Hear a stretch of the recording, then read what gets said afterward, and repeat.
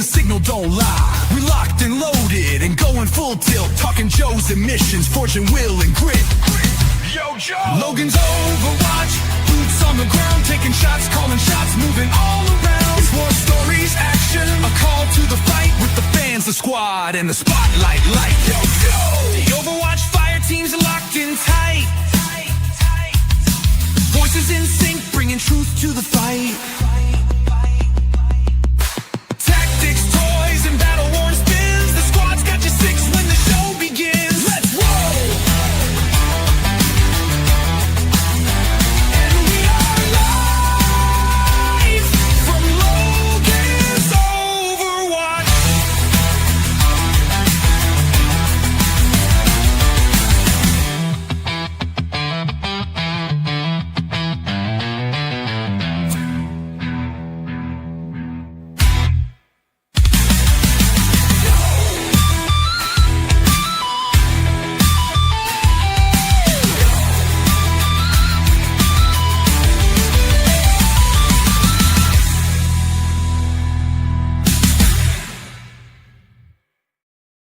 Mature content warning. On Logan's Joe Takes, strategic commentary may include strong language, heated opinions, classified references. Time to call in the Joes. Opposing forces may attempt audio interference. Logan's Joe Takes. Mission begins now. I am Logan, the G.I. Joe Gamer. I'm joined today by my co-host. Hello, Victor. Hey, what's up, man? Hey, everybody. Good to see you. Apparently, Jess wants to join us too and talk about stuff. And it looks like Victor's cool with that. So Yeah. I'm cool with that too. So let me send Jess a invite. And she's our military action game, Supernova. So she likes G.I. Joe too. So let's see if we put this in the right spot. There you go, Jess. Pop in when you're able. But in the meantime, how you doing, Victor? Hanging in there, man. It's been a weird couple of weeks, man. Oh, I know what you mean. It's been a weird year for me. Yeah. I'm looking forward to seeing my family next month. Oh, that'd be good. How long's it been since you've seen them?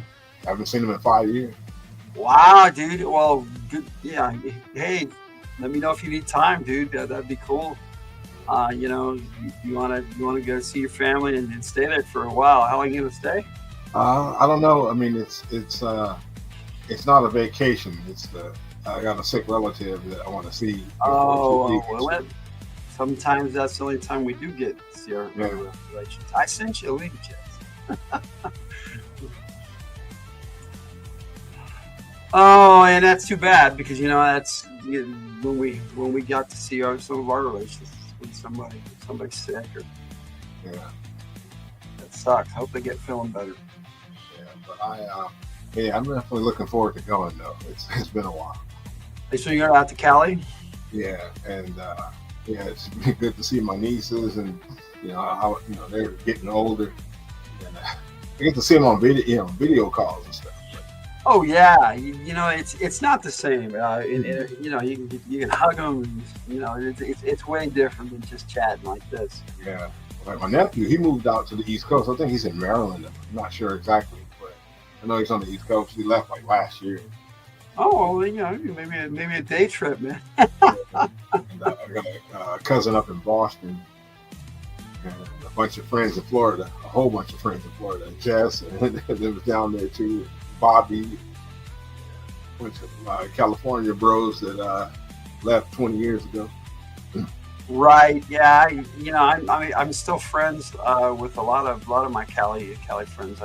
Kate Phillips is still in Cali, and that's where I met Katie Robbins. But she's on the East Coast now. She's a state away from you. She's in pretty sure she's the opposite. With you. North Carolina or South Carolina. I don't remember which. I'm in South Carolina. Yeah, and I think she's in North Carolina. That's right. It was a state away. So yeah, no, Shane is in North Carolina. Yeah. Oh, okay. So hey, my question for this episode of Overwatches. What's your favorite sub team? You don't have to have any of the figures for it or ever had. Joe or Cobra, and tell me why, and then I'll tell you mine. Okay. Let's see. Just a combination of people, or an The official. sub team, like Tiger Force, Night Force, Right. Dreadnoks, Iron Grenadiers. I just did an episode of that for Joe. Man, that's a tough one because I know. I love the original Crimson Guard category. That's technically a sub team now. Yeah. Yeah, I really like their uniforms. It was that red color scheme, and it looked awesome. I actually never thought of them as a sub team until you pointed it out that They way. were the first, actually. And them and the Dreadnoks about the same time. Yeah. Yeah. Dreadnoks are definitely a sub team. Yeah, absolutely. So just because they were cool. Oh yeah, I mean it was a change in all the dark blue uniforms in my toy box. This is true. One of my favorite when I was just starting collecting, I didn't have the Crimson. I did get the Crimson Guard right away, but I also had the Hiss Driver. Yeah. And he was red, and I said he was Crimson Guard too. Yeah, I thought he was. I always portrayed him as Crimson Guard, and then I made him like my my Cobra, my main Cobra officer, because that's what he was. But still, Crimson Guard. To be an elite Cobra Trooper, you got to be a Crimson Guard. Yeah. Like Tomax and Zaymot were awesome though. I really enjoyed Oh yeah. But now they got the Crimson Alley Viper. They got the Crimson Viper. They got a Crimson Bat. For the Classified series. Hey, And cool also, gamer. Welcome what in, buddy. another thing what I liked was the fact that they were based off of the Corsican brothers, and the story. Oh yeah, like the Corsican brothers, they felt each other's pain. That was awesome. Yeah. I liked how they fit in the cartoon, how they finished each other's sentences. I always thought that was pretty cool. I still to this day say they did that. I don't know who the Cult of Scarrow is, Jess, but Yeah, they're cult of Davros. Davros is people, Cult of Scarrow. Oh really? In the Time Lord Wars and stuff. I mean, they were the Daleks. Oh, Doctor Who. That's right. right. It sounded familiar to me. I was like, it sounds familiar, but I haven't been into Doctor Who for a while because the new Doctor on Disney is okay, and I did like the when he became the Doctor. That was a great episode with him and David Tennant. That little mini series with David Tennant when he came back the second time. That was really cool. If you haven't seen it, it's on Disney Plus, and it's really good. So if you're into Doctor Who, yeah, you do check out the Disney Doctor Who. It's pretty good. It's different, but it's pretty good. At least that part was. So yeah. What's that? Is Jess going to join us? I don't know. I sent her the link. Sometimes she chickens out. That's okay. She's welcome to join us. All right. So for me, my favorite sub team, I'm gonna have to go with Dreadnoks, man.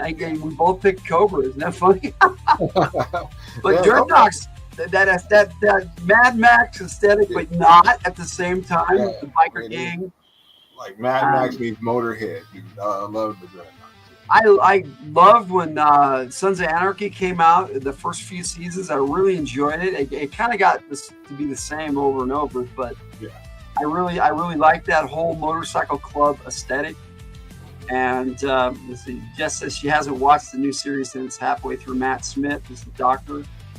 I watched everything. I've watched it all. I watched David Tennant. I watched Chris Eskelson. I loved him as Doctor Who.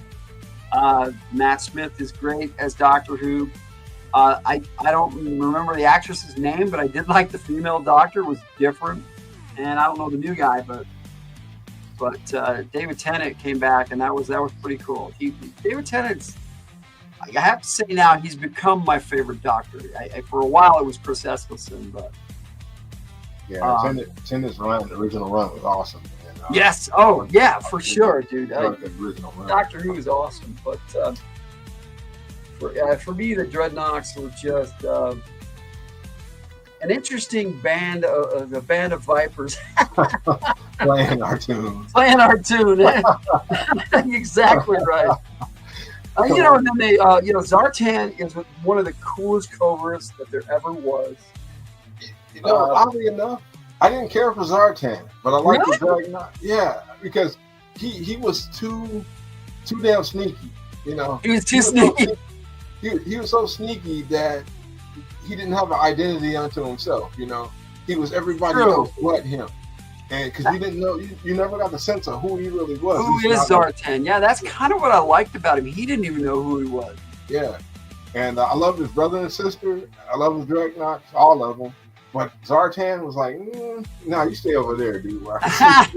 And that's kind of how I play it, dude. In the movie I'm making, he takes off and puts the run in charge. He just like, you lead my Dreadnoks. She's like, that's the way I like it, type thing, Yeah.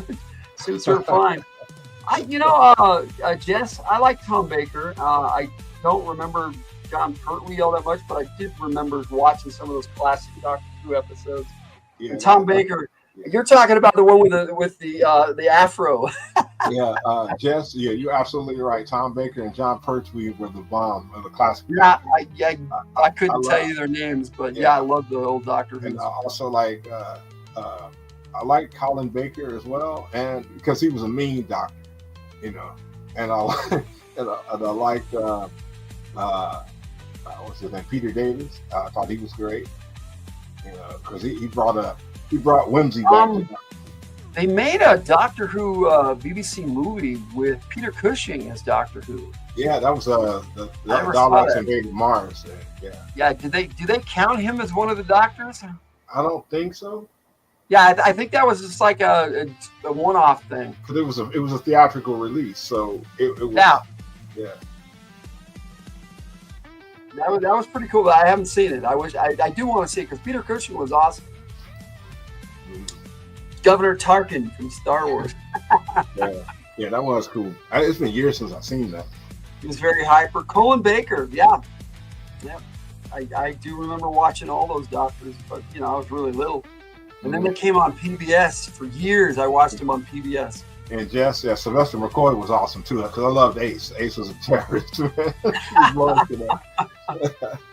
Yeah, like I said, I wouldn't know their actor names. I just remember watching Doctor Who and enjoying it. Man, I've been a Whovian my whole life. I've been watching Doctor Who since I was 5 years old. I don't know if I call myself a Whovian, but for a while there I was. I first saw Doctor Who when I was in Germany when I was 5. Wow. Yeah, I think I first started watching Doctor Who in the 80s, probably when I was about 11 or 12. Early 80s, really early 80s. But yeah, I loved it from the get, and then when Chris Eskelson started up again, in the early 2000s, I loved that. I was on board, man. He was a soccer hooligan doctor. I loved him. Yes. I loved his coat and his shirt. Yeah. Oh man. And I was disappointed when he changed to David Tennant. At first, I was like, "But I like David Tennant. He was awesome." Yeah. It was sudden because I was hoping to get another season. But at least one. But from what I understand, he wasn't even supposed to do the show. Yeah. David Tennant was always supposed to do it, but he had scheduling conflicts, and they had Chris Eskelson step in for him for a season. Yeah. So, man, what did you think about Chris playing Destro? I have mixed emotions on that. And Chris Eskelson is Destro.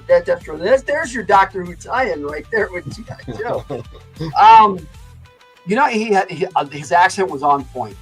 That's how I imagined Destro with the Scottish accent. And he nailed it. And it was just the way they portrayed his relationship with the Baroness. I've always seen the Baroness and Destro as a couple. It seemed very forced in the movie. Yeah, and I don't see Destro doing that. Yeah, and the other thing that was weird to me was the amount of times he said NATO. Yeah, you said NATO like they were paying them, dude. It was like Yeah. NATO. Yeah. I'm like, what? Dude, this movie brought Doctor you Who was by called NATO. Doctor Who as his name, and they called the TARDIS just TARDIS, and he wasn't a Time Lord. He made a time machine by accident. In the movie with Peter Cushing, I didn't know that. I haven't watched it. Interesting. Yeah, Chris Eskelson is Destro. I liked it in a lot of different ways, and I liked the way he became Destro at the end of the movie. Mm-hmm. That was interesting how Cobra Commander injected him with nanites and basically controlled him. And I thought the whole Cobra Commander arc was interesting in that too, that he was the Baroness's brother. That was pretty cool. Mm-hmm. And yeah, it was different. It wasn't the G.I. Joe we necessarily wanted. It was the G.I. Joe we got. Yeah. And for me, I was just happy to get G.I. Joe as a movie. It was fun. And Channing Tatum as Duke, I was never really a Duke fan until Channing Tatum was Duke. Really? Wow. I'm not a big Duke fan. I always was a Flint. Flint's my boy. He was my favorite G.I. Joe leader. He still is. Over all of them, Hawk, Duke, Sergeant Slaughter, Beachhead. I like Beachhead a lot too, but Duke, he was a little much for me.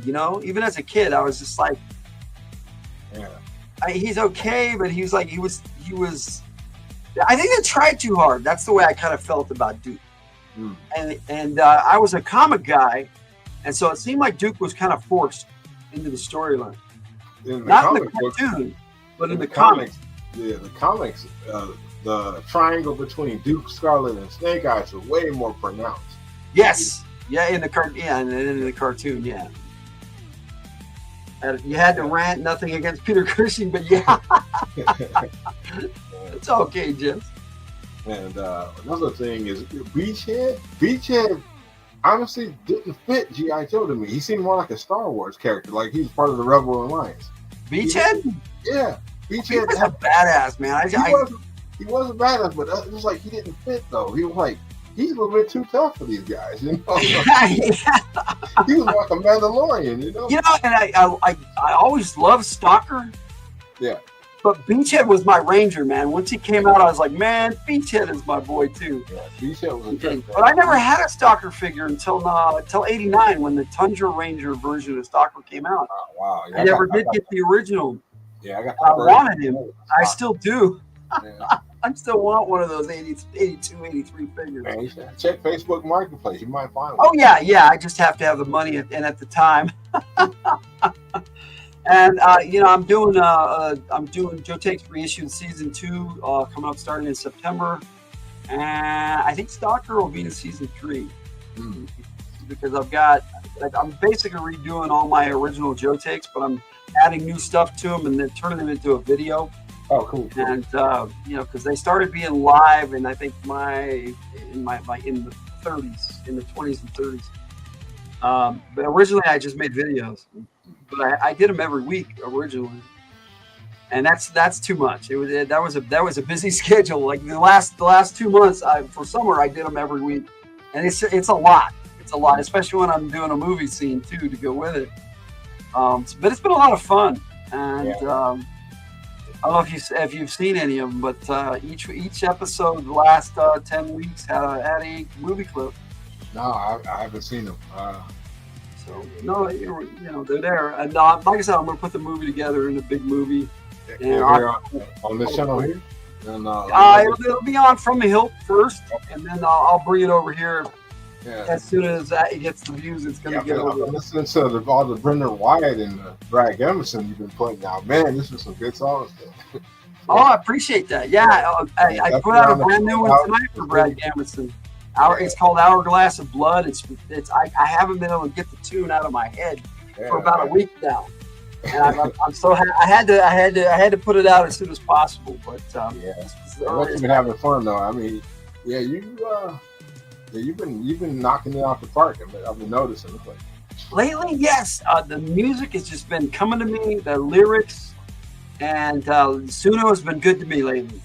There are days where I have to fight it, but for the most part, first or second try, I get the song I want. Yeah. Lately. Yeah. And which is nice. You ever thought about messing around with synthesizers, or I'm not. That's not my forte, man. I would be happy to collaborate with somebody who knows how. Guitar off the cuff, David Guitar off the cuff, David Sewell. He wants to do a collaboration with me in a couple months, so hopefully I'll be doing something with him. Yeah, that would be awesome, man. He is an incredible guitarist. If you listen to any of his stuff, he's really good. Yeah. So yeah, I'll be doing something with him. I don't know exactly what we'll be doing. I'll have to discuss it with him. Yeah, you can do some Brad lyrics, and he can play some guitar riffs. I didn't want to, cheapen it with him because I'm so busy right now. I want to dedicate some time to actually talking with him and probably on the Discord or wherever we can do a video chat and really discuss what we're gonna make, what kind of song, what kind of tune he wants to do. I'm good with anything, man. He's just that awesome, he wants to combine my lyrics and some of the stuff I do with his guitar, and I'm like, I'm all for that. Yeah, don't sell yourself short, man. I mean, you write your own lyrics. That's art. So. And I don't use the AI that much. Yeah, no. I know you write your own lyrics. Some of them I do, but like if I'm in a hurry to put something out, I'll go, okay, wait, give me this, give me the structure for this, and I'll tell it what I want, and then I'll edit it. But most of the time I'll start with nothing and just write my song, and then I'll go to the AI and go, okay, what do we do to clean this up? And sometimes I don't even do that. Yeah, so I always wrote my own lyrics though. I like the one I brought out tonight, Hourglass of Blood. Mm-hmm. I wrote that and I was like, what did I just write? And then I ran it through Suno and I was like, this is cool. So yeah, I have fun with it sometimes. And sometimes I'm just inspired, and other times it's something I've been wanting to do, and I've put a lot of thought into it. But other times I just go, man, I want to write this song, and I hit it and I do it. And I never thought I'd be a songwriter. I didn't. I've always loved music, and I wanted to get into it, and Suno has made that possible. Yeah, I'm glad you're having fun. I mean, it's a tool to give people a chance to bring out the music that's in them, Well, yeah, because I'm not musically inclined. I don't know how to play an instrument. I sing okay. I mean, I don't sing badly, but I can't, because of my asthma and stuff, and originally I had scar tissue in my throat. Supposedly that's healed according to my ear, nose, throat doctor, but I still crack and when I try to sing. So I don't know. Maybe it's just practice. Yeah, it's just practice. He said I probably could tune it up. And my mom was a great singer, so and my oldest brother has a great singing voice. So it's in my family to sing. So that doesn't mean I'm going to be a good singer, but it's in my family. Like I said, I'm not a bad singer. I never thought about writing songs either, not even poems. But yeah, just as an author, I love writing fantasy. I love writing sci-fi. But man, I think my true calling is songwriting. I never thought that would be a thing, And I write songs like mad. We have over 600 singles on our Radio from the Hills. Yeah, that's really prolific, man. Wow. I know a lot of them are remixes and stuff. So there's way more than 500 songs. Though. Yeah, still in 1 year, you know. Yeah, it's only been a little over a year. Yeah. In 1 year, that's like wow. I write probably 3 to 6 songs a week, sometimes more. And sometimes I'll hit it and get like 3 songs in a day, especially if I'm like doing something for an album. Yeah, make sure you back up all your lyrics in multiple locations. Oh, I do. Yeah, yes, I do. Fires, floods, and fuck you. Oh yes, for sure.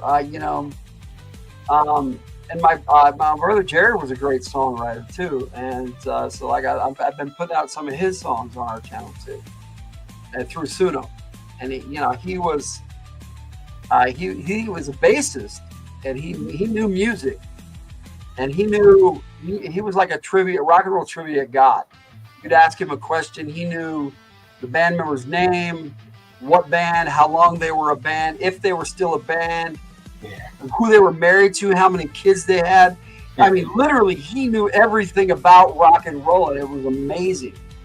I didn't need Google. I would just ask him, and he had the answer. And then I'm not kidding. The man was amazing in that regard. I miss him. But, such is life, right? So the other thing I had going for us today was talking G.I. Joe rings. And so we've been chatting for about a half hour, and it's been fun, Jess. So if you want to join us, Jess, you're welcome to. But were you going to look through the book again? We can look through the book. I got it set up. Yeah, I'd like to see some more of that. Like that. We had ended up with, I'm pretty sure we had ended with Breaker and did all the sergeants. Does that sound about right? Yeah. Yeah, and then we were going to start the higher ranking Joes. Now, let's see. Jess says, used to write weird little stories as a kid. One about a giant kangaroo monster. It was for an assignment in like second grade. I think my teacher thought I was insane. We all had weird stories. I had some weird stories too. Yeah. But that's where it starts. When you're young, if you start writing when you're young, yes, and you drew a pic. I want to see that, Jess. If you still have it. Yeah. This dude here, when they had the green shirts come out in the 3-pack, or 4-pack, it was a 4-pack, and I named all my green shirts, and I gave them. I wrote my own file cards, and we did Bronco in the other one, the lowest ranking one, the sergeant. This guy's a staff sergeant. Tracer Round. I thought that's a cool name for a sniper dude. He's a marksman instructor, yeah. But G.I. Joe, for some reason, just can't call a sniper, and they can now, but they didn't back in the day. Lowlight was the night spotter. He was a sniper. Come on, he was a sniper. Scar was a sniper, and so was Stalker. But they didn't really delve into that. They had more field specialties. But the dedicated sniper for the Joe team originally was Snow Dog. He was the snow trooper, but he was a sniper. Let's see here. Your mom kept the file with some stuff, and you have it. Okay, you have it. Cool. I have most of my stuff in storage. I just have to look through it. Anyway, this dude was. I made him an E6, and I just had fun just in inventing his file card and writing a little bit for him. But let's get to an actual G.I. Joe that I didn't invent. Wide Scope and Lamont. This guy came out in, I think, part of the Valor versus Venom era, 2004, 2005. And he was basically a new Shockwave with a dog. So it was kind of cool. He was a SWAT trooper, but he was also a K9 SWAT trooper. Oh, cool. And his dog's name was Lamont. Yeah, my middle name, actually. Oh, is it? That's cool, Victor Lamont. That's awesome. I like that. In my G.I. Joe movie, I didn't even think about it, man, because it's part of the phonetics. Victor, whenever you say use a V, they use Victor, and the name of the base was Victor Bravo.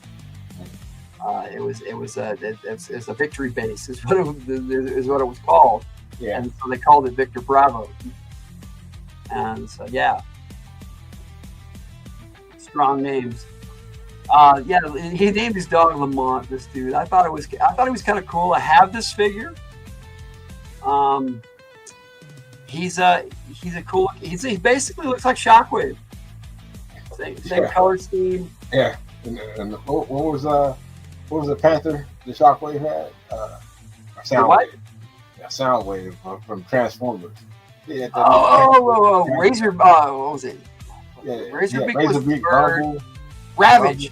Ravage. Yeah. Ravage was the Panther. Yeah. Yeah, I love that on the Transformers. Yeah. I was talking Shockwave, the G.I. Joe. Oh, okay. SWAT trooper. Shockwave, the Transformer. No. We'll get to Shockwave. He's a higher ranking Joe. But we'll get to it. He's on Night Force, Yeah, he's a big member of 94. Hollow Point. Hollow Point. The only time this figure ever came out was with the Built to Rule. Tiger has a question for me. Okay. Between 4 a.m. and 5 a.m., did you hear a loud noise or anything come from the next door neighbors? No, I did not. You got kicked in, their door got kicked in. No, I didn't hear that. Our neighbors evidently had a break-in. No, Jess, you never told me this. We didn't hear or see anything. That's interesting. Anyway, this guy Hollow Point, he came with a Lego set, a Built to Rule, and he had Lego parts on his arm, so you could attach Lego pieces to him.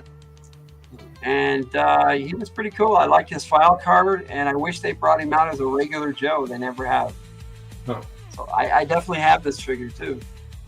Hi Tiger, what the fuck? Yeah, well, apparently the police had showed up and was asking us if we heard any noises last night. That's crazy. Anyway, let's continue on here with a character you might know. I don't know. Whiteout, another snow trooper. Yeah. He actually came with a snowcat that they called the Snow Wolf. I was able to pick this up, and I got a Whiteout figure. He also came out in 2000. He was basically a snow job figure, but they renamed him Whiteout. I'm glad you're still here, Cool Gamer. Thanks for being with us, buddy. Yeah, so it was just an addition to the Snow Troopers, and I have a Whiteout figure. But do you know this figure? This character? Yeah, I've seen him before. Oh, okay. All right.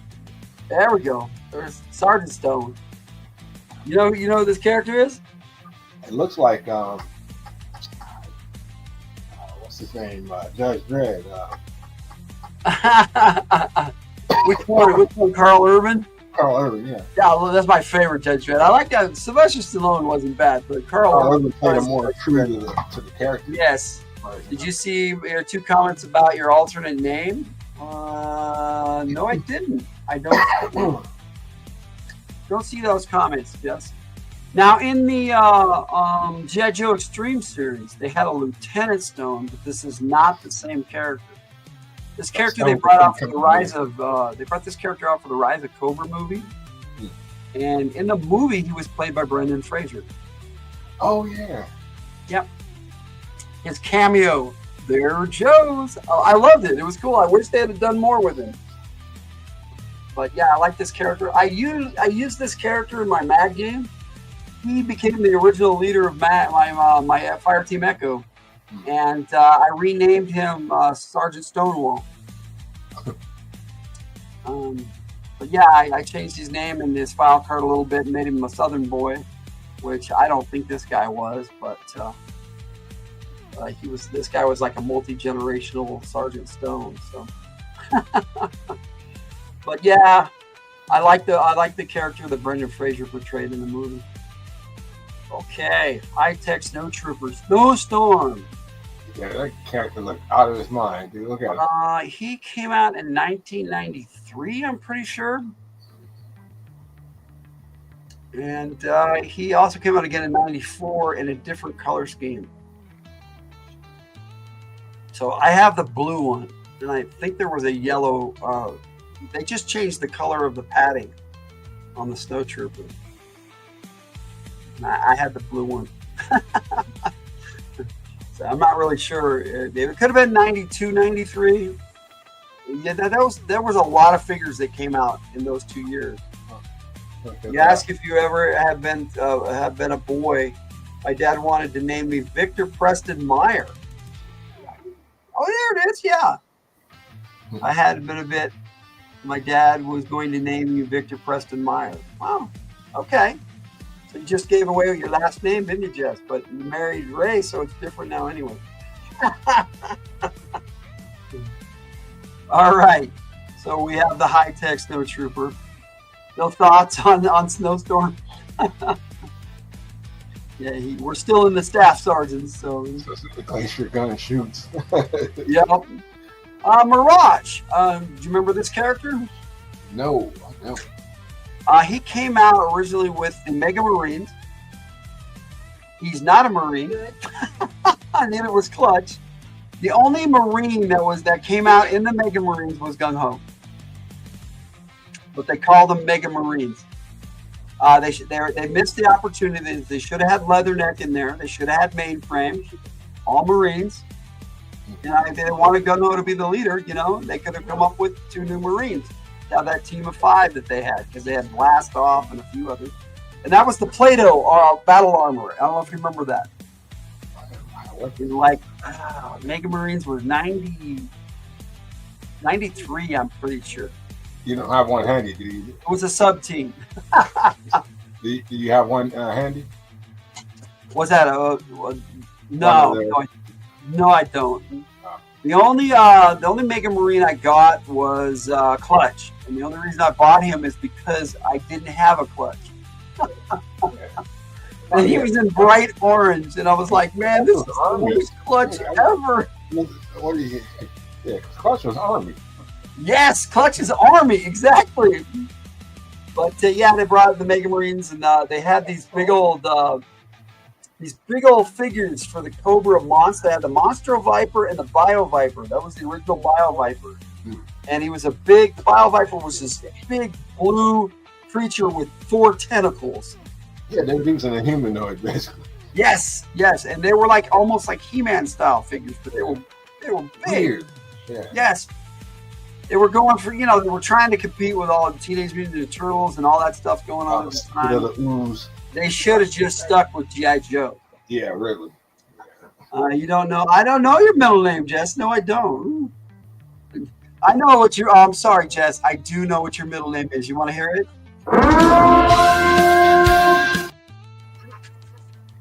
That's Jess's middle name. No, we love you, Jess. I'm just teasing you. Mirage, so he was a pretty cool character, and they brought him out again in the early 2000s, and that's when I got him.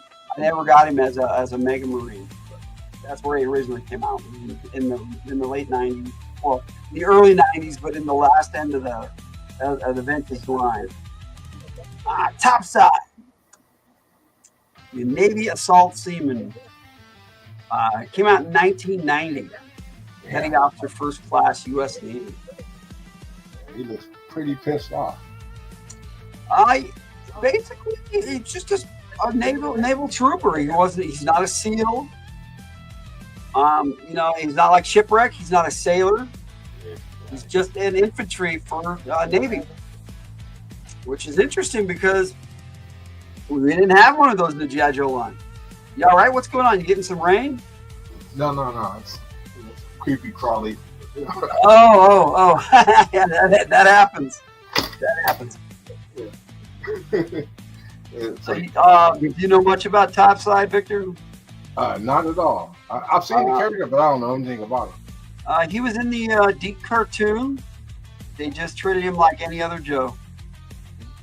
That cartoon really didn't get into the characters very well, I thought. But it was interesting. Had a great intro. Got to get tough G.I. Joe. I like that. This guy also 1990. Pathfinder, who was the Jungle Assault Specialist. Basically, they tried to replace Recondo. Didn't work. Yeah. That guy they had perfection, right? What's the point? He did come with these big old fan blade things to cut through the jungle, which I thought was interesting, but they might as well.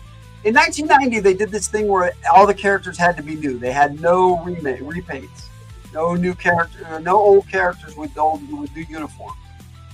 And up to that point, they were doing at least 1 or 2 a year that were older characters. And 1990, none. That was the only year that they did that. In the later years in the line, there were no older Joes that came out that year. When you was like 10, you wanted to change your name to Mercedes. Really, just wow. That character there, you could tell they were trying to sell toys because look at that Swiss Army gun he has. Yeah, basically it was like a Swiss Army knife. There were just blades, and they spun though too. It was a good figure. They should have just made him Recondo, but they didn't. They were insisting on all new characters that year. Windshield came out in 1989. He came with a really strange Arctic vehicle. Windshield. And it had these. This vehicle was like this. It looked like a Ostriker, only it was on like it was like a sled, and then it had these giant wheels with spikes. Wow. And it was. I have it. It's pretty cool, but It looks like you're supposed to throw salt in front of it and flatten it. yeah. There's a picture of it down there at the bottom. I like it. It was basically a sled with giant wheels and guns and missiles. Wow. But yeah, it was fun. It was different. Cutter wheels. Let's see, Repeater. Oh, 1988. Last. Kind of my deuce, man. Oh yeah. This guy was inspired by aliens and the Space Marines, Colonial Marines. Yeah. Last guy should have been called Sawblade. Yeah, Pathfinder. I agree. Steady Repeater was a really cool character, different. He was like a 20-year combat veteran, and just decided to join GI Joe on a whim, and he got through the training program. 20-year combat veteran, that guy. Been one firecracker away from complete nut job. This is true. No, in the I have it right here too. That's what's funny. I was looking at it tonight. The story Weeding Out. Let me see. Here it is. Where they showed how the Joes train. Oh, there he is, right there on the cover. Dang. And when I was talking about the Iron Grenadiers, they were in that too. Yeah. Him, Repeater, him, Lightfoot, and Budo went through the training program, GI Joe training program. And Larry Hama went through the whole bit, how they started training, how they finished training, and they were the only three that made it. Dude, the attrition rate was crazy. Dude, this guy is a door gunner without the helicopter. Yes, he's a door gunner without the helicopter. So, any thoughts or memories of Repeater? Man, he looks awesome, man. Look at and wow. I thought it was a badass. Yeah, he looks like just a big walking attitude, man. Yep, it was a big walking attitude. Yeah. The Cobra guys who just run if you run. Hey, we got Per in the house. Hey, Per. We're just getting started on talking about GI Joe ranks and some of the characters in my file card book that I got. This is my Master GI Joe files booklet, so that I can now keep track of my characters when I write them. Never seen Repeater before. It's like Roadblock got a battle buddy. Yes. Oh, Roadblock, Rock and Roll, and Repeater standing side by side. Cobras are going to get mowed down, man. I mean, all big, swole dudes with guns, yeah. Yes. You know, and I'm sorry. They've come out with gunners before, but those three together, that's your team, man. All right. So he was the steady cam machine gunner. We still haven't got out of all the staff sergeants yet. Steamroller.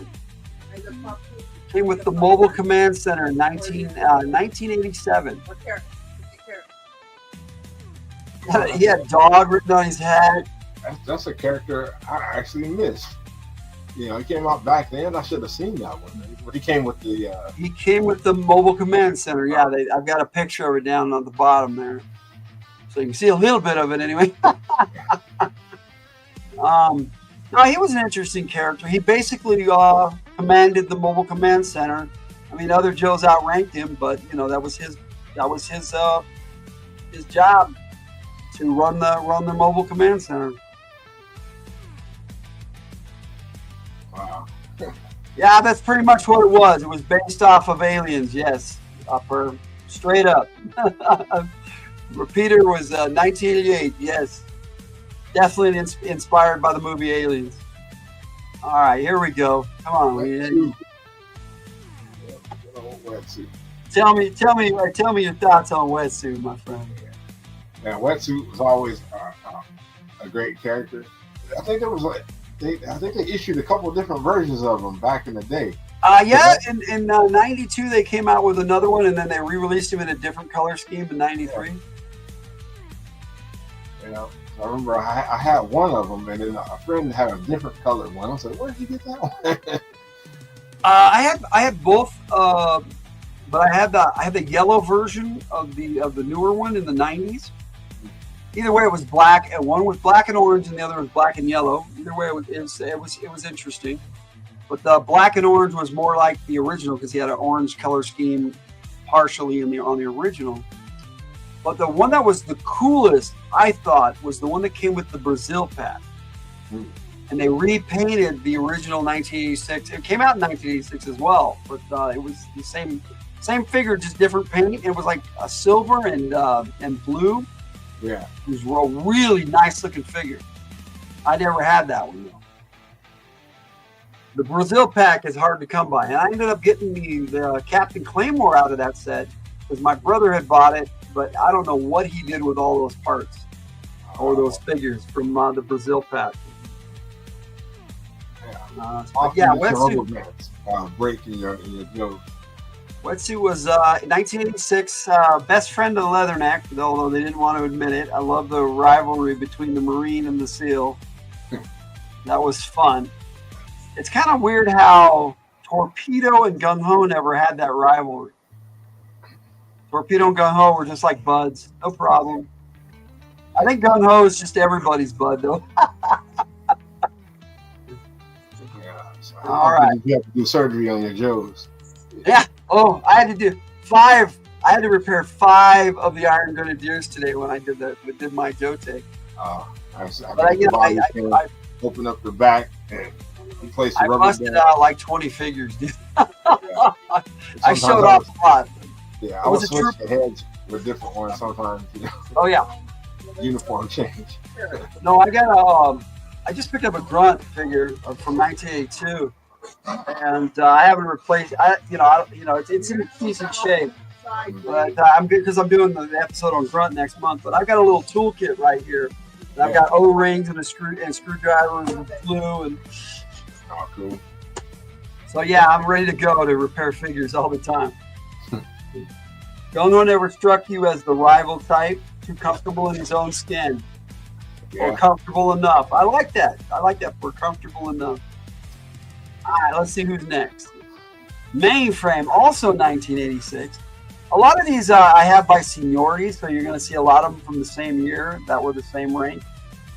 And originally these guys were both E5, but Wetsuit actually got promoted to E6 on the second figure. And I figured Mainframe would have been promoted at some point too.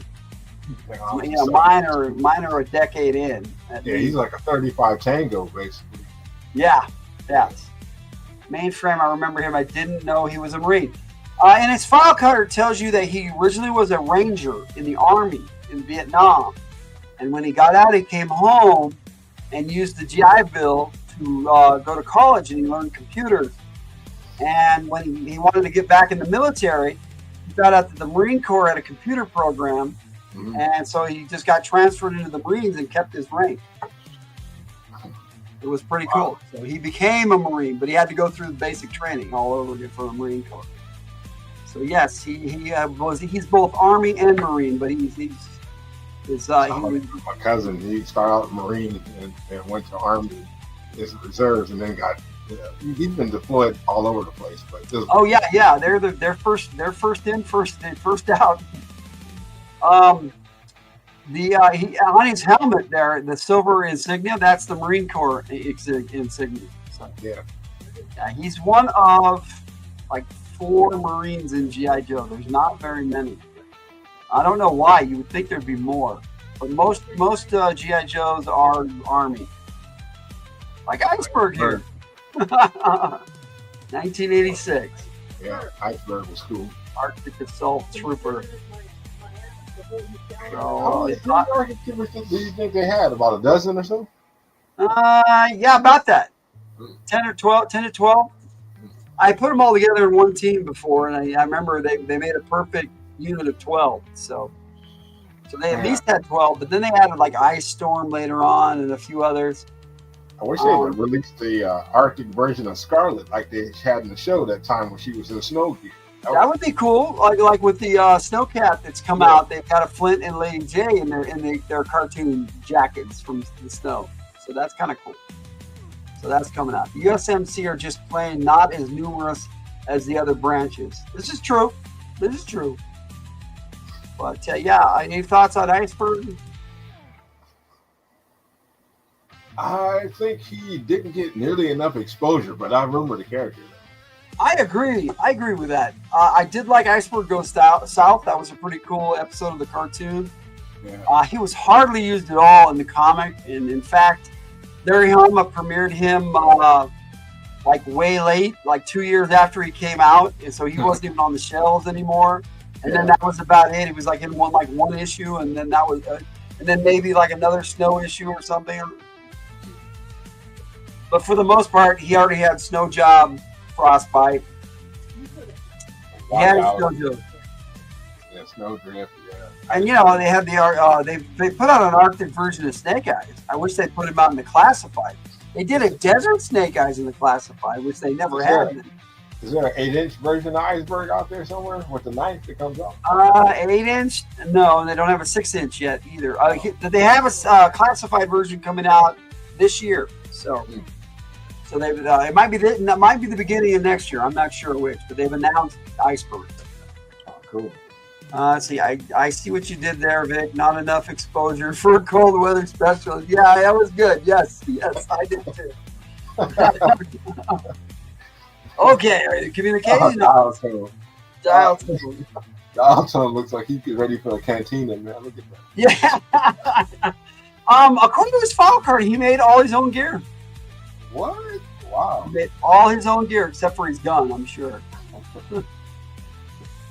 I thought that was pretty cool that they put that. And now he on later file cards they did make him an E6.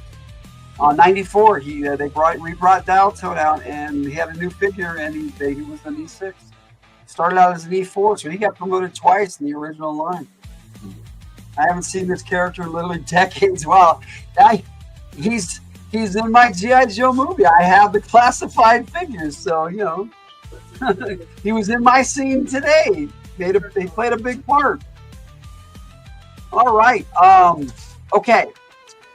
This character I have different iterations of because there is Heavy Metal, which this isn't Heavy Metal, and Rampage. Yes. That vehicle looks nice. Oh, no. Get rid of that. Thank you. Sorry, I had a red interrupt us.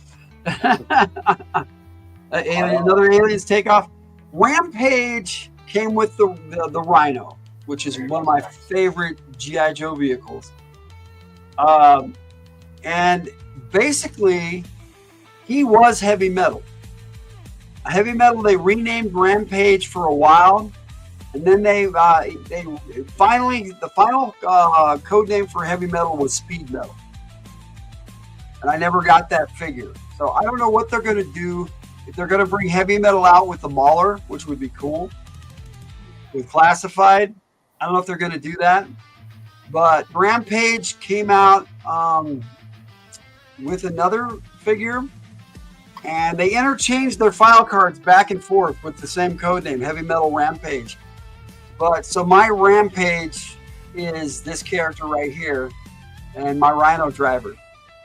Looks like a heavy modified M577 USMC Aliens APC all the way. That was definitely the inspiration, I'm sure. But the cool part about this Rhino here is it has a helicopter that pops out and can fly off. Dude, Which the Aliens APC didn't have. Oh, wow. It's got a mini copter. Yeah, that section in the front, you've got 2 seats on either side, and in the middle is a canopy of a helicopter. Oh, that's really cool. But it opens up. You can fit like about 10 figures in the back and 4 in the front, I think. So it's a big vehicle. It's roughly about this big. Yeah. Massive for the 3 3/4 inch line. I don't know if they could put one out for the Classified line because it would be as big as the USMC Aliens APC all the way. Yes, sir. Anyway, Rampage I thought was pretty cool. I liked it. I never had heavy metal as a figure, so Rampage was my tank driver. I never had Steeler until later either. M577 didn't need a mini heli. It carries Marines, Semper Fi. Yes, sir. Okay, you got me there. And then my song, Hard to Kill, Easy to Piss Off, Leatherneck Song. It says at the end, it says, "This is G.I. Joe, and I'm your worst damn day. Semper Fi. That is my way." Well, there you go. Yes, I have a great appreciation for the Marine Corps. Yes, sir. There you go. Frostbite, 1985. Any thoughts? Another great character. Snowcat. Yes, he came with the Snowcat. I don't have a picture of the Snowcat here, but I already had one for Whiteout, so I figured I didn't need it in here twice. Yeah, he was goofy. I liked him. Yeah, he had this big old M16 with a scope on it that was so massive it was half the size of the rifle. But it was a cool figure. I liked it, and I never had a Snowcat originally. I ended up acquiring one in the late 80s. Mm-hmm. But I had the figure. I traded Frostbite for something. Comics, probably. Gum, maybe. Yeah. The trades we'd make as kids, you know. Yep. Oh, but I got a Frostbite. I didn't get a Snowcat from the store. You like that motto concerning the copy? The copy. All right, here we go. Here we go. What can I say about 1984's Spirit and his Eagle Freedom? Oh, wow, the stealth uniform looks really cool. Yeah. And in the cartoon, he was up against Storm Shadow all the time. Mm-hmm. Which I think Storm Shadow would just kick his butt. But, you know, I love Spirit. He's awesome. He's a badass. I know. But I do like Freedom. I think that was a nice idea to have him come with an eagle. I don't know why people have an issue with his Native American dress, his little his skirt-like thing. I don't know what it's called. I don't have a problem with it. He looks freaking cool, man. Yeah, and I didn't have They had a problem with his arrow shooter. He had this automatic arrow shooter. I thought it was cool as a kid. As an adult, I think it's cool, but with the classified version, they didn't. He doesn't have the skirt, and he has the sniper rifle instead, which is actually badass. Mm. But Spirit is also a G.I. Joe counselor. Yeah. He took social services. He's not a psychiatrist. He's just a counselor. He does PTSD counseling. Somebody like him on the team. Have somebody to talk to. You know. So yeah, he's not a shrink. It's just he's somebody you can talk to. Yeah. I thought it was really cool. Yeah, and there's his best friend. Junkyard. Mutton Junkyard, man. Mutt's the guy. Yeah. Love this duo. Yeah, me too. I like Law and Order, but Mutt, man, there was something about Junkyard. Yeah, Mutt and Junkyard were really cool. Spirit of Freedom. I loved him in the cartoon. They didn't have a lot to do in the comic book, but in the cartoon he was badass.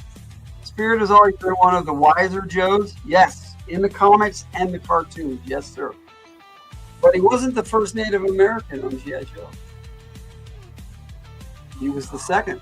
But he was the first Taos Native American. The first Native American was actually a Navajo, but that makes sense because of the Navajo, the Windtalkers. From World War II, they used the Navajo language to fool the Japanese. Yeah. Blowtorch. Yeah. We're in the 1984 staff sergeants now, and yeah, on his file card, all three of these guys all got promoted to staff sergeant. Even in the vintage line. Blowtorch got promoted in the early 2000s.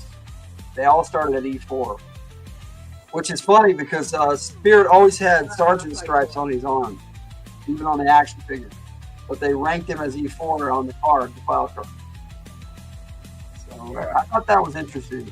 They did that a bit, where they put the wrong insignia or the right insignia and then gave him the wrong rank on the file card. Such is life, though. Any thoughts on Blowtorch? Yeah, I always like to have him and Barbecue on the same team. Barbecue and Blowtorch. Blowtorch look cool though. Oh yeah, and I love teaming them up with Airtight too. Yeah. So yeah, but Airtight's my boy. He's my favorite Joe. So you remember Blowtorch? Like Flash, his outfit really makes him stand out. Agreed. Yeah. Now the classified Blowtorch, it's a little bit more subdued. It's got more red to it than the yellow, but it's pretty cool. It's up on my mantle back there, but otherwise I'd go grab it real quick. But I do have the classified Blowtorch. It's one of my latest acquisitions. Him and Footloose. Oh, Zap, yeah. Zap. I never had a Zap until 1991 when they brought him out as a Sonic Fighter. And he came out with a really cool action figure in '91, brand new. It wasn't a repaint, but they had lost most of the molds of the original Joes by that point. Oh man, yeah, that's kind of sad, but it's true. Yeah, because they were careless back in the day. They would throw stuff away. Oh yeah, they had no idea this line was going to be that popular and then still being sold 40 years later. Yeah.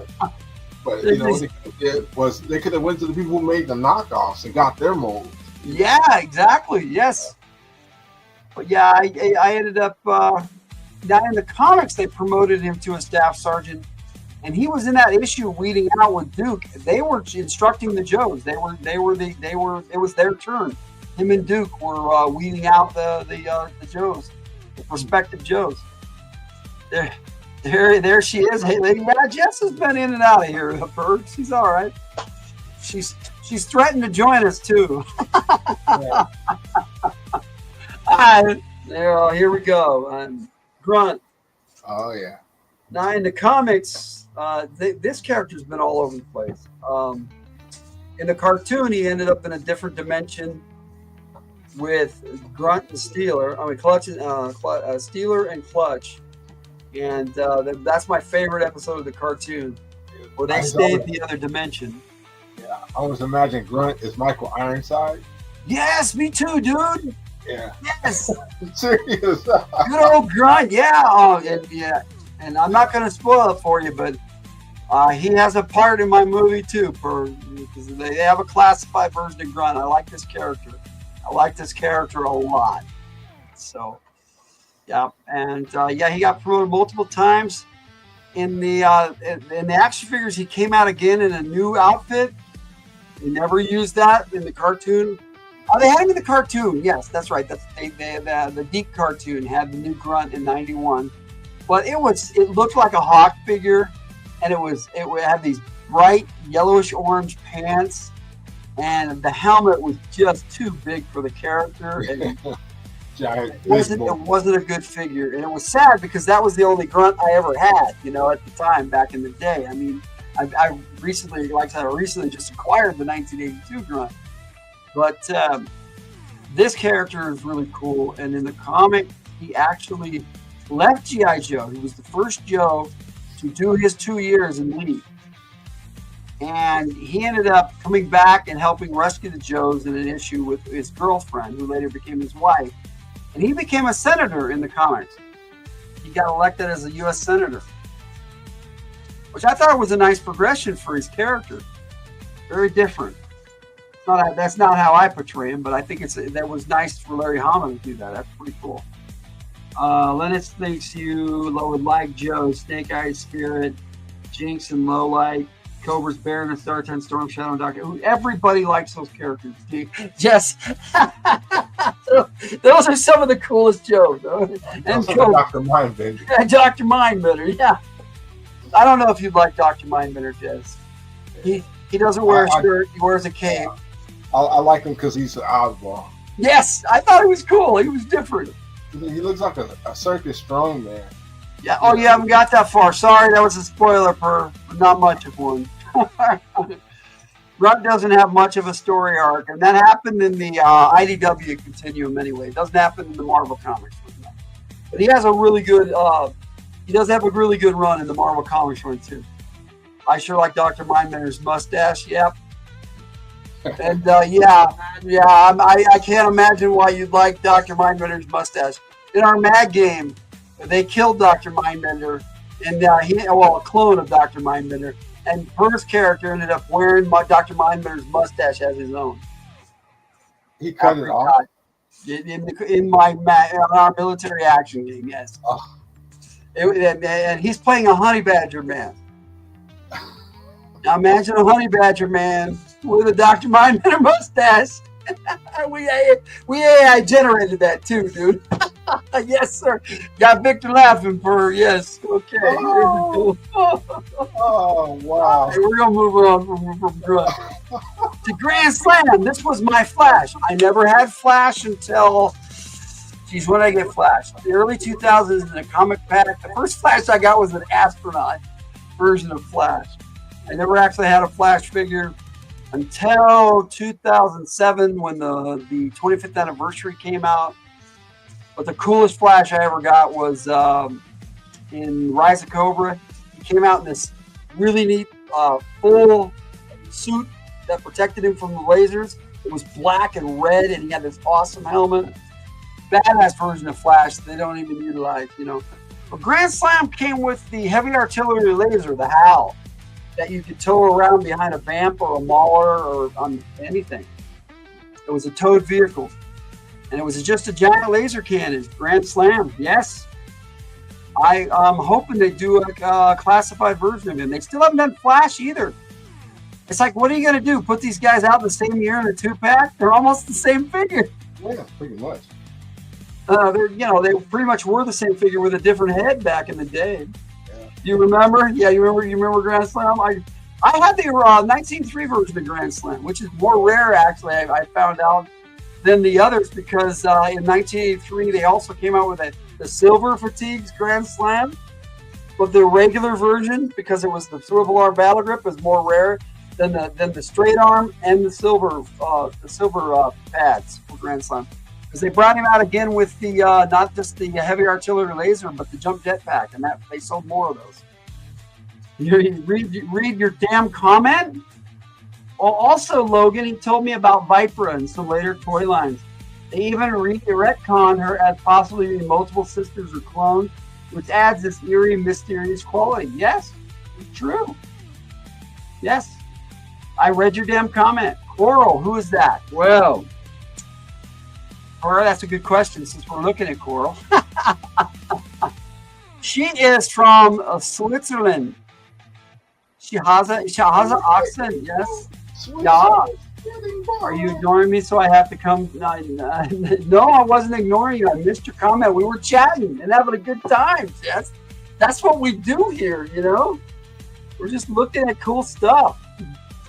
And, we've only got 93 more to go, so I don't know if we're going to get through them all tonight. Nah, we definitely won't. Because, maybe 45 minutes? At the most? What do you think, Victor? How long can you hang out, bud? Yeah, I can hang out till about midnight. Okay, all right. So, about right. Okay, Coral, she's Night Force now, but she was originally part of Action Force, the British version of G.I. Joe, or you can say G.I. Joe is the British version of Action Force. They have an Action Force Valorverse line, which is way different from the original, but one of the original creators of the G.I. Joe line bought Action Force, and he makes Valorverse figures. So they're cool figures too, but I can't afford to collect both lines. Otherwise, I would, man. They're badass 6-inch figures, just like the classified. But she came out. They made her a Joe, and they made her part of Night Force. She's basically a Scarlet, but just a European version of her with blonde hair. Same figure, everything. Even in the classified, they took a retro retro version of Scarlet, the classified, the best version of Scarlet they have, and they gave her a new head sculpt and a new head for this character, and that's Portal. Which, you know, you will both stay till I say you can leave. I don't know if it works that way, Jess, but you can try. Anyway, Coral's a pretty interesting character, and she had a big part in my movie. Critter, one of my other characters that I created. I based him off an actual Marine named Critter. And they called him Critter because he'd go out in the bush and they couldn't find him, literally. They would search for him. They literally one day searched for him for 4 days and couldn't find him. God, he must have smelled like feet when he came. No, dude. He had gone back to post, showered, went out and ate, and then went back out in the bush. He was playing hide and seek for like 4 days with him. Yeah, he told me, he was like, my sister ended up marrying one of his group of friends. And Critter, he was a funny dude, man. And sometimes he did kind of smell. They said he'd go out in the bush and he wouldn't come back. You won't even smell Camp me. Pendleton, they lost him for a couple of times. They said for days. Must have smelled like feet. You love it. But yeah, I kind of based his character off that dude because he was a gunnery sergeant, and he was a badass. He'd been in the Marines for a while. He was one of their squad leaders. Cool dude. Sidetrack came out in the early 2000s. I don't know much about this character, and they had 2 different sidetracks with different file cards. Same code name, 2 different characters. I only had the one. But we're into Sergeant's First Class at E7s now. Where did we start that? We started with Critter. Started E7 with Critter. Shebang! Ninja Force. You know much about this guy? No, man. He looks like a luchador. He looks awesome, though. I thought it was pretty cool. But he took a vow of silence in honor of his mentor, Snake Eyes. And never spoke. Right. Dude, how do you He could speak, but he didn't speak in honor of Snake Eyes because Snake Eyes. He took a vow that until Snake Eyes spoke, he would never speak. Snake Eyes becomes a human beatbox that I will speak. Yep. So he thought he'd never have to speak, but guess what, Shebang? They got Snake Eyes in a new clone body now, and he's talking away. Stone Viper is so obscure, I shall become her. She will become me, and I will make her a full backstory and shit. That's cool with me, but like I said, in my storyline, Jess, she's was trained by the Baroness. She's her Layla from the cartoon.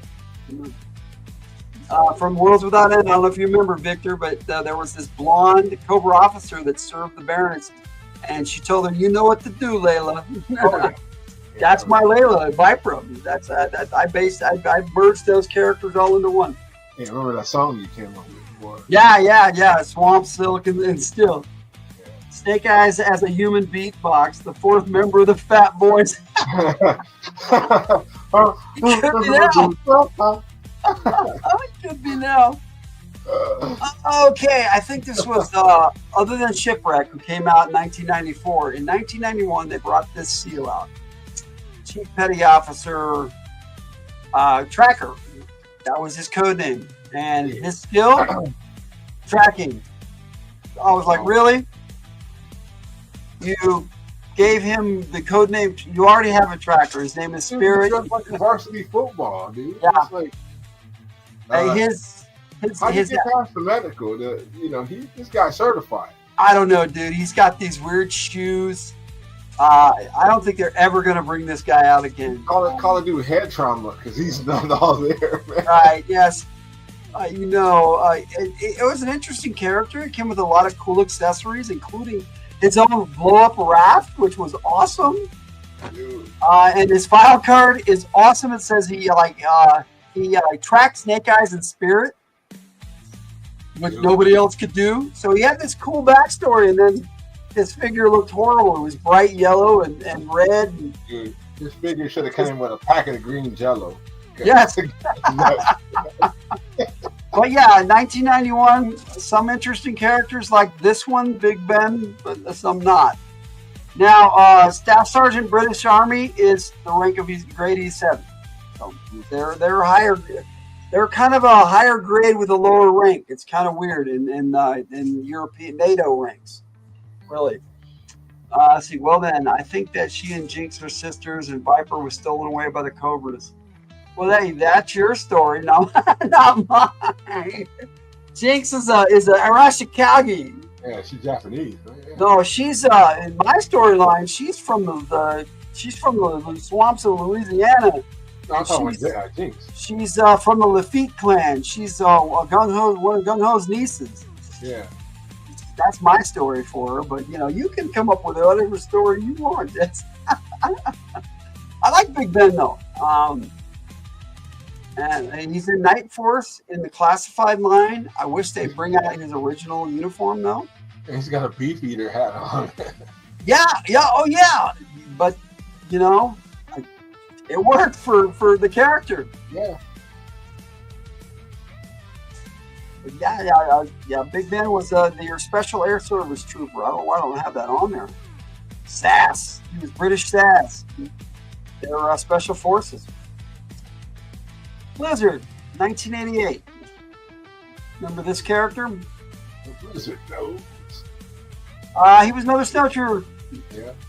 I never was a big fan. He came with some really cool accessories, but other than that, He looks like Adam West. just as well. Then I think that okay, I already read that. I'm sorry.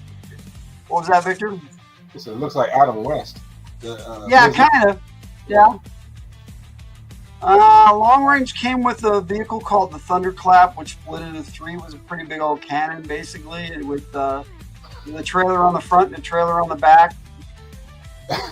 You must do as I say. I don't know, Jess. We'll see. Thunderclap. I have the figure. I never got the Thunderclap. I don't ever want the Thunderclap. I wouldn't mind the vehicle, but let's not get Thunderclap. Any thoughts on Thunderclap? I mean Long Range. I'm sorry. Moving on. Same year, Hot Seat came with the Raider. Another interesting vehicle. But cool, different character. I have this one. Don't know much about him. Only figure that came out for both of these dudes. You don't like his helmet? I didn't really care for it either. Yeah, it just looks incomplete. Yeah. Like you got half. There he is. Shockwave. The original G.I. Joe SWAT Trooper. Came out in 1988. My favorite figure of that year. I don't know, I just resonated with this character. He was pretty cool. You can tell. If he takes off his mask, he has another mask underneath it. Yeah, probably. Yeah, the guy's name was Hot Seat. Yes. It is funny. Yes. Some of the code names they came up with. Doubt we'll ever see them again.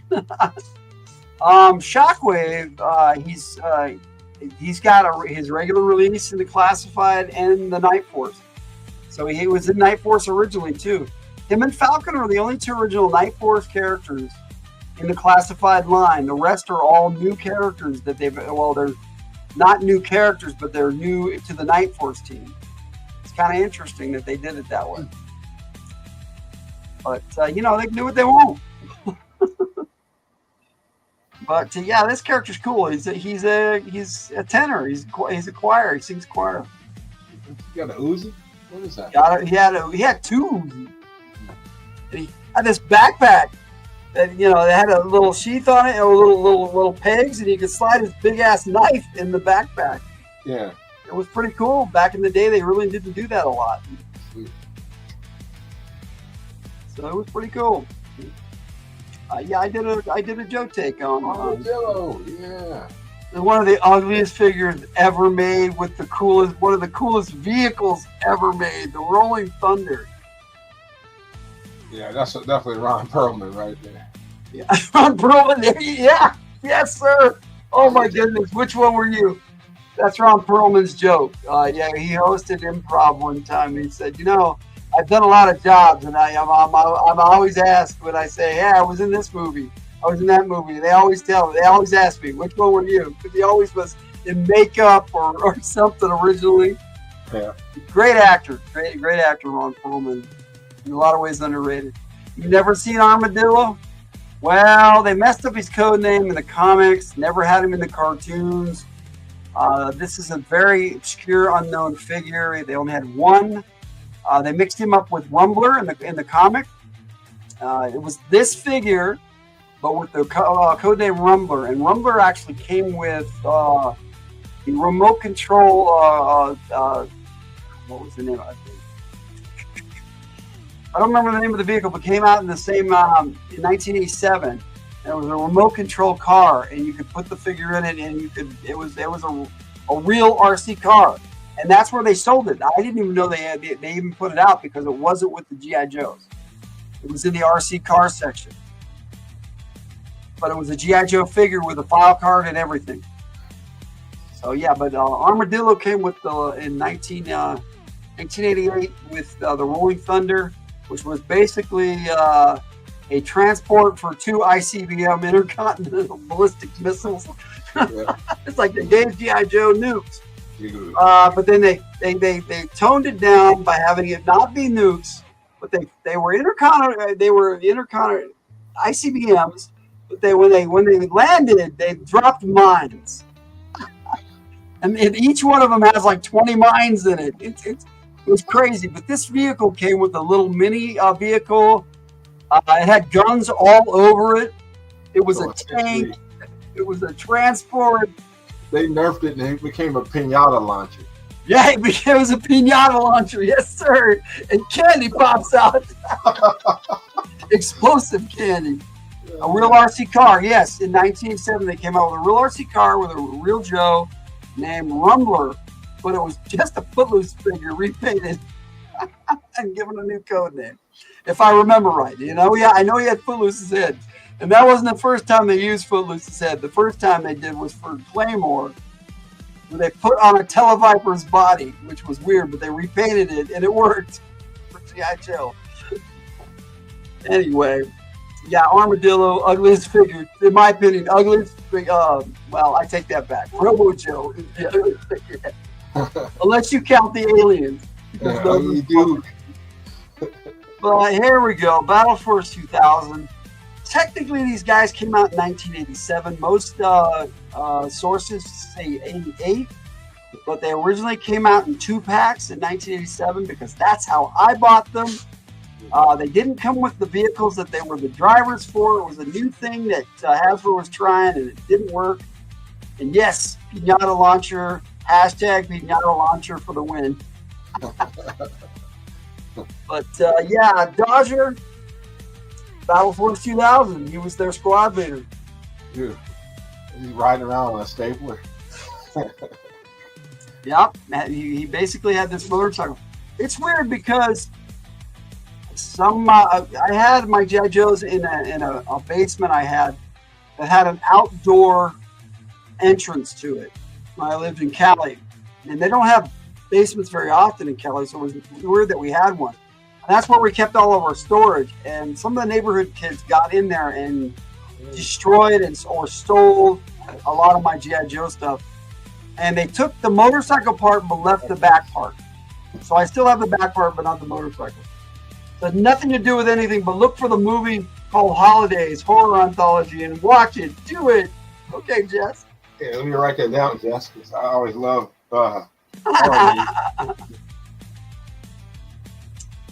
There he is, originally an E6, but I promoted him up to E7. Low light, sharpshooter, and night spotter. He's never been put in Night Force, and I don't know why. I think it's a missed opportunity that the Night Spotter was not put on Night Force. Ever. I think it's funny. It's really weird and fucked up. Okay, I'll check it out. You remember Low Light? Yeah. Okay, Per. Any thoughts there, Victor? Yeah, he was one of my favorite characters too. I liked him because he was very deadpan. In G.I. Joe the movie had one of the coolest lines ever. The doors open to have Falcon go into his tribunal, and he said, "Showtime." Oh, yeah. Another one was him and Sci-Fi. Leatherneck and Wetsuit were on the target range in the very first episode of the second season when they introduced all those characters. And Leatherneck and Wetsuit are shooting, and they're Wetsuit is telling Leatherneck how bad of a shot he is. And suddenly, somebody shoots over their heads, and it spells out "Top this." Yeah. Turns around as Lowlight and Sci-Fi, and Lowlight says, "Come back on amateur night, clowns." Yeah. Yeah, I like him, dude. Lowlight was a badass. I always thought he was so cool. I don't know why. He just was awesome. But there's another cool dude. Yeah, awesome. 84, Kondo.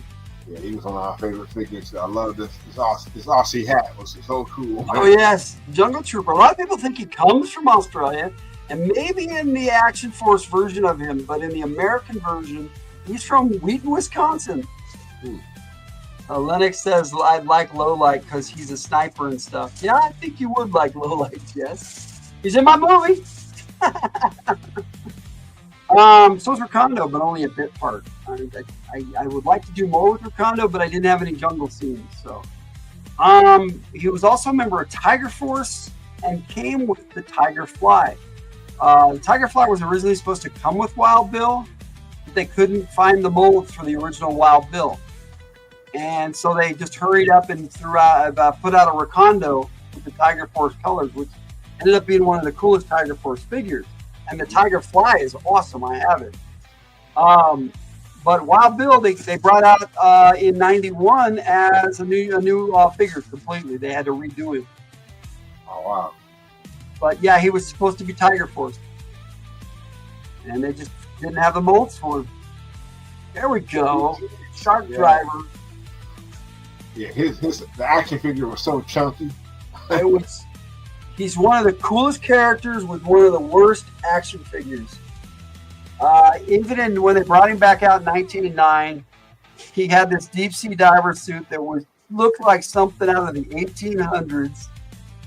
And the color scheme was so bad. And then they re-released it as a mail-away in different colors, and then it was awesome. And then they brought him out again in a third outfit that was bright purple for the Eco Warriors with a dolphin, which was cool. Yeah, Jess had a question for you. She always has a question. What you got there, Jess? Tiger Fly, what's that? Well, give me a second. I actually have access to it right now. It's a helicopter, Jess. And there's the spider web. Well, I will check that. This vehicle was really cool, sir. Yeah. Yeah. I remember that. It's been up on top of my bookcase here for a while. Let me pop up here real quick. I gotta check for spiders. There was a spider web all over it, but it's been on my bookcase here for a while. But this is the Tiger Fly, and it has a turret that's up there that probably fell off. But yeah, it has a side gun there. And, it's basically a Dragonfly remade. Same thing, same concept. Yes, my rotor still works on my Dragonfly too. I heard somebody said that they thought that it was a defect in the Dragonfly that they all break. I haven't found that to be true. I have 3 different versions of this helicopter, and the rotors still work on them even after all this time. So, yeah, it's a modified Dragonfly for the Tiger Force line. I thought it was pretty cool, the color scheme on it. This one somebody gave me. So that was pretty cool. I think I have a Dragonfly sitting right next to it, but, same thing, only green. I like my Dragonfly, though. That's one of my favorite helicopters. Wild Bill is one of my favorite characters, too. Anyway, here we go. The dark blue small Cobra helicopter that Major Blood flew around. What was that called? The Fang. The Fang? Okay. Had a laser turret. Yeah. The Fang was pretty cool, but as a YouTuber named Destro's My Spirit Animal pointed out, it's a head chopper, and he doesn't believe any of those would ever work. The rotors is right above the head. Yeah. The Fang, yeah, the Fang. You're not impressed? You're not impressed with the tiger fly? Okay, Jess. All right. All right, I'm gonna run you over with a rhino. We'll see if you're impressed then. But no. Here's your original Native American, the Navajo himself, airborne, with all his quirks. Very cool character. Yeah, I just did a Joe take on him just a couple of weeks ago. So, yeah, we've kind of already talked about him already. So let's Shooter. You know how this character came about, Victor? I do not, but I do like her thighs, man. Wow. Me too, bro. Me too. No, I love this character. In the very first issue of the G.I. Joe comic book, they have the entire lineup of G.I. Joe. Yeah. And for some reason, they had a 14th Joe on the lineup, but it was kind of obscured and you couldn't see his face. Yeah. And Jim Shooter was the editor, the publisher or editor-in-chief of Marvel Comics, and so they wrote his name there, Shooter. And so they supposedly they had a 14th Joe named Shooter. And Larry Hama did it as a joke and a thank you to Jim Shooter for getting G.I. Joe off the ground as a comic book and giving him the job, basically. Yeah. And years later, everybody kept saying, "Who's Shooter? Who's Shooter?" And Larry Hama goes, "There's no Shooter. It was a joke." And when he did the IDW series, he did a 3-issue limited series for them before he started writing the regular series again, G.I. Joe Origins. And he introduced the character Shooter as their sniper. They never knew she was there. Hawk's the only, General Flag's the only one who knew she existed. And I'm not going to spoil it for you, Per. But yeah, cool. She's Night Force in the classified series. So they have a classified version of her. I like the figure. That's really cool. And she's really pretty too. Okay, the ever controversial Ripcord. Which one is Ripcord? Free Fall Ripcord? Is this Ripcord or is the original Ripcord? Is the what? OG Ripcord is Ripcord. Which Ripcord is Ripcord? Movie Ripcord is movie Ripcord. I think we're gonna pull the Ripcord on this one. This is the movie Ripcord. Thank you so much for not spoiling. I'm no problem, buddy. It's hard for me not to spoil things. All right, I think we're getting pretty close to where we're going to stop here in a few minutes. But let's see. Well, we got a half. You said you had about a half hour, so we he looks like a G.I. Joe wrestling character. Big Brawler was not. He was a jungle mission specialist, and in the early 2000s for Valor vs. Venom and for Spy Troops, they had Big Brawler figures. I have one of them.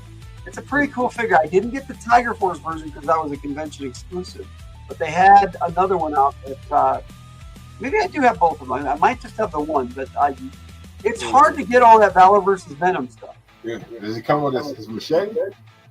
I don't know. Like I said, mine didn't. Mine just came with the gun. All right, Purdy's going to be right back. But yeah, it did say Brawler on his shirt. Mine doesn't. I have the one that doesn't say Big Brawler. And there are 2 that say Brawler out of the 3 versions of this character that it came out with. And he was a Master Sergeant. He was when they brought him out, he was the Tiger Force leader that year. So he was an interesting character. He was an intelligence specialist and a jungle trooper. And a combat. Wow. Definitely, they brought out a lot of different characters in the early 2000s, and this was one of them. Mm-hmm. All right, let's see. Dojo, Ninja Force, 1992. They say 92, but I bought mine in 91. It came out early in November. Either that or I just got them early because I was working for Woolworth at the time, and my sister worked in the toy department, and I got to open the boxes. I bought all my Ninja Force in 91, my original ones. The original 3 was Storm Shadow. He's a Master Sergeant, according to his file card. And he's the talker. And he was Storm Shadow's recruit, Dojo. Interesting character. Mhm. But a lot of those Night Force, I mean, not Night Force, Ninja Force characters just didn't go anywhere. Nunchuck's the only one they brought out in the classified line besides Storm Shadow. Heavy duty. Is that the second guy to have the heavy duty name? You know what's weird? They have Heavy Duty is the same character, but they've had two different file names for him. Herschel Dalton is the other one, and that's the one they used in the Renegades version where he's Roadblock's cousin.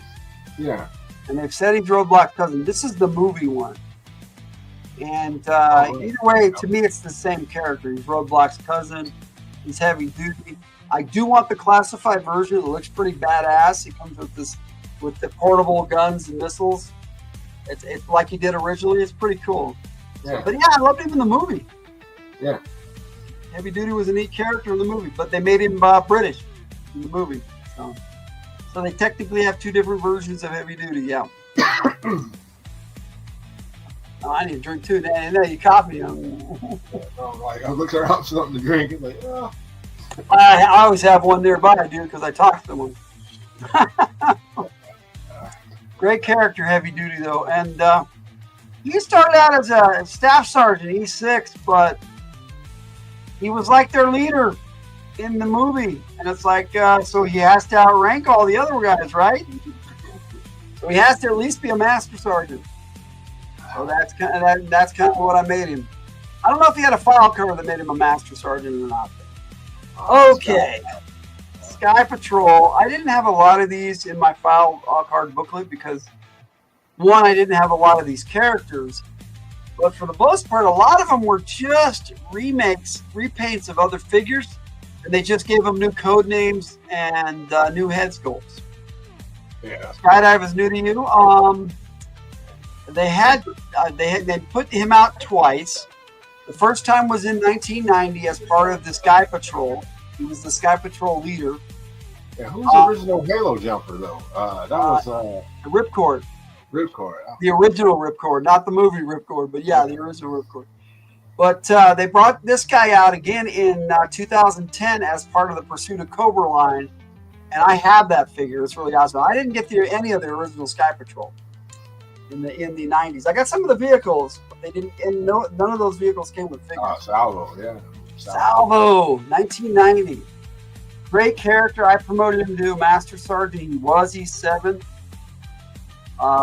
Might of the right of might.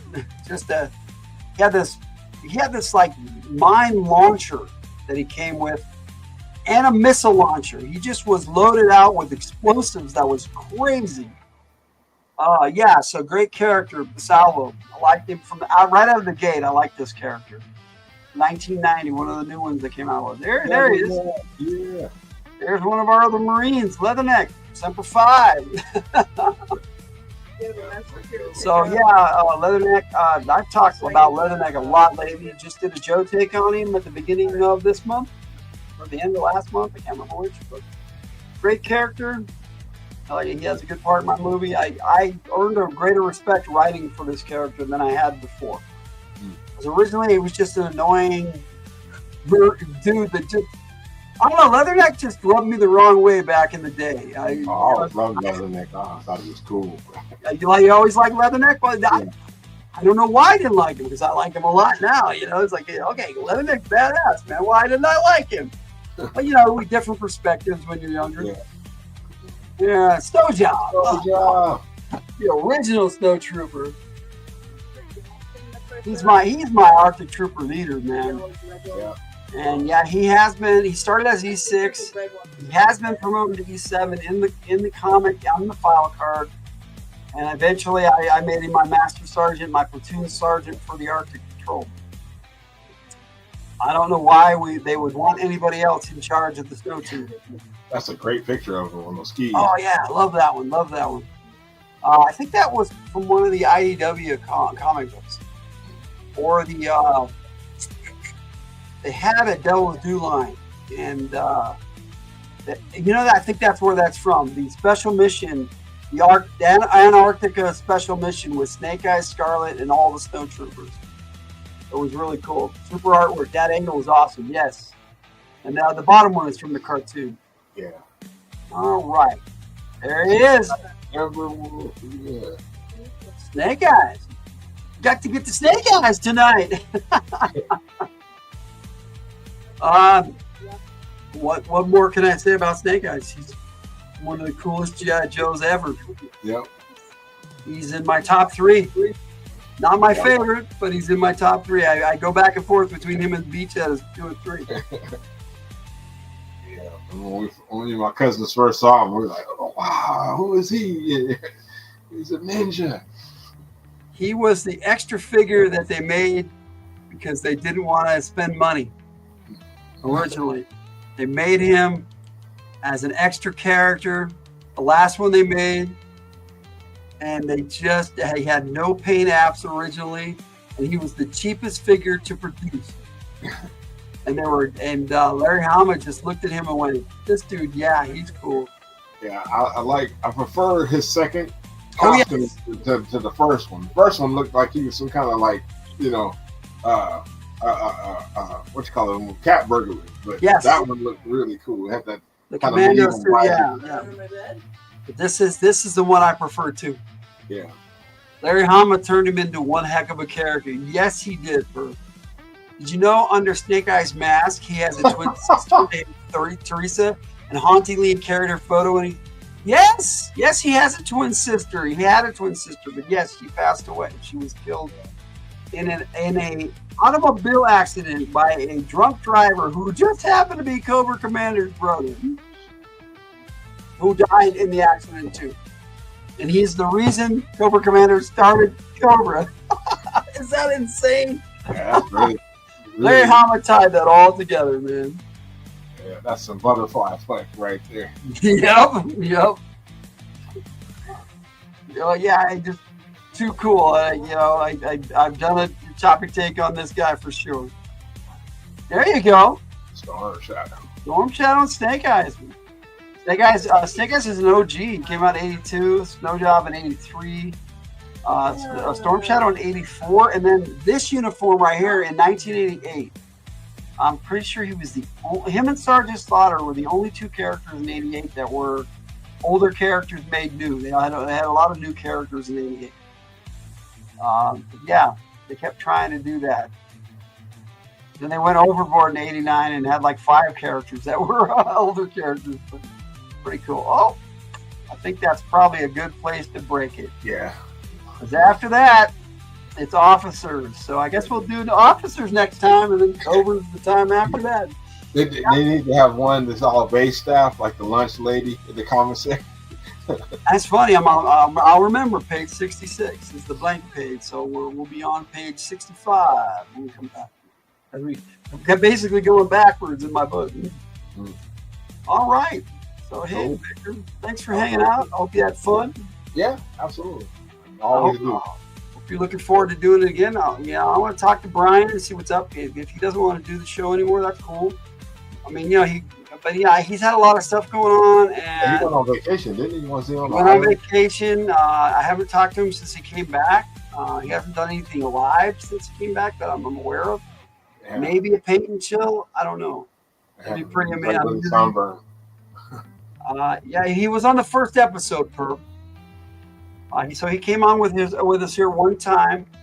Now, see, he lives in Arizona, and although it's mountain time, they don't do daylight savings, so he's an hour earlier than us. So it might interfere with his schedule. We'll see what happens when our time syncs back up. Because he's the one who requested the 8 o'clock. So we'll see how that works. And we can't really go much later than that because Victor would be too late for Victor to be on. Because I got other stuff to do. Yeah. Oh yeah, we all do. We have time. I'm yeah, I got to play some Richard tonight too. Because you got me on the Gwent fix. So, any final thoughts on our G.I. Joe sergeants? It was really cool seeing that. She had that many dang sergeants, man. It was like, wow, man. It brought back a lot of memories seeing a lot of the old characters. Like, me too. And then there's some in there I don't know hardly at all. Yeah, there were a bunch, especially the early ones. I had all those figures. And That is the most famous issue of G.I. Joe ever, Jess. And they made another one, silent. It was called SFX. It was number 85. And I did a tribute to that at the beginning of my movie. The very first, after the prelude, the very first scene, I call Silent Observance, and there's just action, no dialogue. That was my tribute to Larry Hama's silent interlude. So yes, loved it. yeah, Sorry to interrupt there, Victor. Go ahead. that's okay. That's all right. But yeah. Well, that's what we're doing. We're overwatching, man. We give you stuff for G.I. Joe and nostalgia. It's good to see the characters from the '90s because by the time the early '90s hit, I was out of GI Joe and doing other stuff. But it's great to see them, because I remember seeing them in the stores. And I went to work in the '90s, and I really '92 was probably the last year I really bought GI Joes, and then they ended the line in '95, and it was like. Yeah. And then about 98, I'm like, I want G.I. Joes again. I had money and I was working, and I'm like, I can get G.I. Joes again. And they didn't have them. I was like, ah. Yeah, because I used to see them all the time. I worked in the toy aisle in Toys R Us, so Yeah. I saw them even though I wasn't collecting. I would grab up other action figures, so Star Wars, Hercules, and Xena, and I still have some of those at storage in California. Yeah, I ended up taking all my Star Wars figures and turning them in and then getting G.I. Joes. Yeah, I like Star Wars, but it just never was my thing. Yeah, But in Star Wars, without Star Wars, I wouldn't have collected G.I. Joe, because I collected Star Wars, and then I was looking for something new that was me. Yeah, And I collected He-Man for a while, and then G.I. Joe. Yeah, I had Star Wars first, and Joe's, and I started getting the He-Man and Transformers. Yeah. Great stuff. I mean, they had the Turtles. I collected some of those too. Yeah, I had Bebop and Dinosaurs. Rocksteady. Yeah, what Tiger? What was that? Yeah, I always wanted a Shredder, but I never got Shredder, it. yeah. I never got Shredder either, man. I didn't Turtles. Yeah, Tiger had it. Still has some Ninja Turtles. Oh, cool. I Hi, didn't get Tiger. rid of Ninja Turtles. What's that? I said, hi, Tiger. He says hi, Tiger. Hi. Get rid of all my X-Men. Oh, we still got some. What'd she say? She said I got rid of all her X-Men. Ah, I didn't get rid of all her X-Men. Just what she said I could get rid of. Bert says hi too. Hi, Perk. Well, on that note, my friends, I'm glad you're enjoying looking at my master file booklet. I know it's great, man. It's a labor of love, It is. I worked on it for a long time, but it's the characters that I have. I do have a book that I'm putting together that are the Joes that I don't have. The side file. That one, if I get the character, then I put it in my master file booklet. So, but yeah, there's not. They don't bring out a lot of new ones now, but I'm trying to get them all the characters. Maybe not RoboJack. I'm just teasing. I don't know. RoboJoe. Do you remember RoboJoe? In the Armor Tech Joes, in the late line in 1994, they brought out a character named RoboJoe for the Space Force. I have to see it. Star Brigade. I'll remember it. Yeah, it was a ridiculous character. Let's see. Did you know, in a letter from Snake Eyes, a new soldier writes to him, and after Snake Eyes dies, another Joe Throwdown picks up his mask. Yes, in a giant robot battle. Yes, I do know that. Yes, I do. You're trying to school me on G.I. Joe. RoboJoe, never heard of him. 1994, I'm pretty sure. Never had that one. But those were those big old clunky figures from the Armor Tech. The only one I have of those is the Destro one.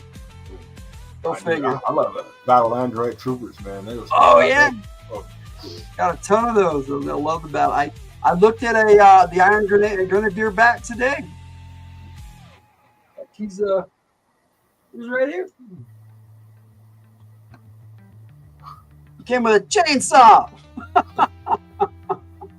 Oh, So yeah, I like that. But on that note, I think we've held Victor up here long enough. You are a prisoner. No, just kidding.